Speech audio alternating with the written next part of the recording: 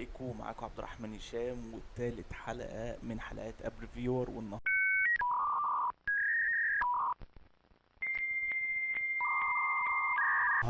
هنتكلم تالت حلقة ولا رابع حلقة عن ابريفيور. والنهاردة هنتكلم عن الفود اند بيفرج، تاني ابلكيشن هو رابت. كان منتشر لفترة، اخد ترند جامد وفجأة هبط، وده بسبب عدم تطويره للابلكيشن ده من وجهة نظري.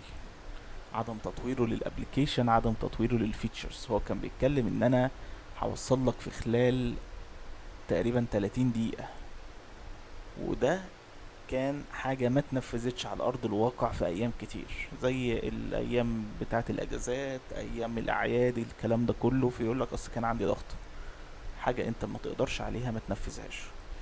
فده قسم مش هنتكلم عنه لانه هو تكنيكال شوية، هو بره التكنيكال شوية، لكن خلينا نتكلم على التكنيكال.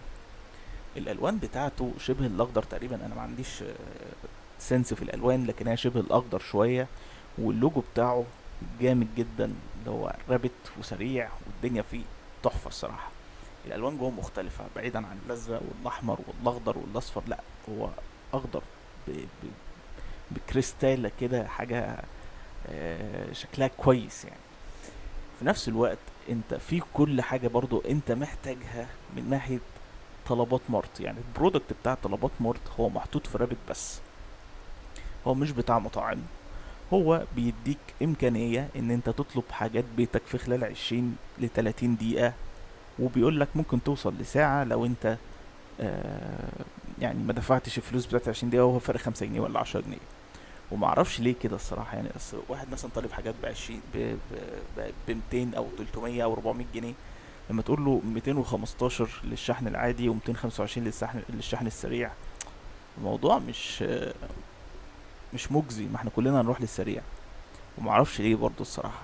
وممكن يعني مثلا هو الحاجه الوحيده اللي تخليها 215 تقول له لو انت هتعمل سكادجوال الدليفري، ساعتها نبقى نشوف.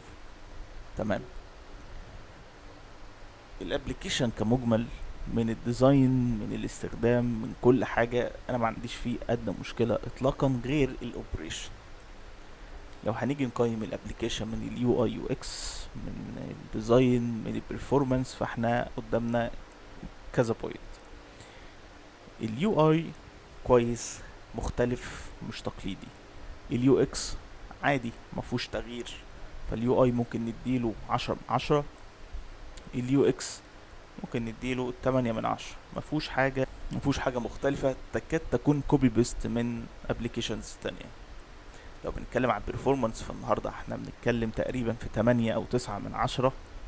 لو بنتكلم عن مجمل الموضوع، فهو برضو لازم هياخد 8/10 أو 8.5 كمان من 10، لسبب واحد، وهو ان هو مركز في حتة وفضل مركز فيها ومش مطورها.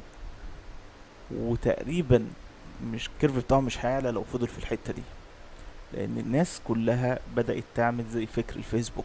من ناحية ايه؟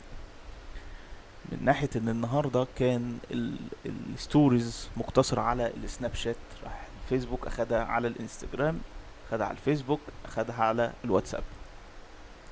فالناس بدأت تسيب سناب شات لحتة الستوري، وبدأت تحطها على الباقي، بدأت تحطها على السوشيال ميديا اللي موجودة فيها.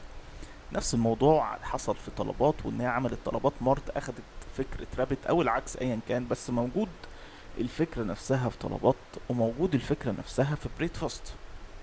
وبريد فاست فيه حبة حاجات هنتكلم عليها لسه. فان وجود حاجة زي رابط لمجرد الحتة دي بس، مش فاتح حتى ستورز ليها موجودة في ارض الواقع.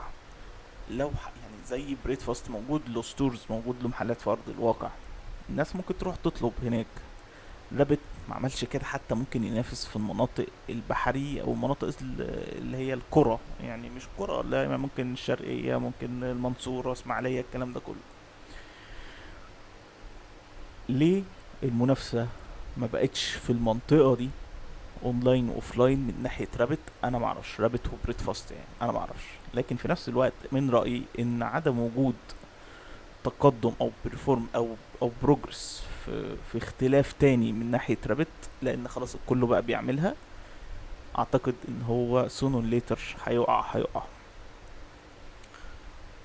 كان معاك عبد الرحمن هشام، وده يعني فيديو بسيط عن تقييماتي لابريفيور، واشوفكم في حلقة جديدة. ولو عجبكم الفيديو متنسوش اللايك والسبسكرايب.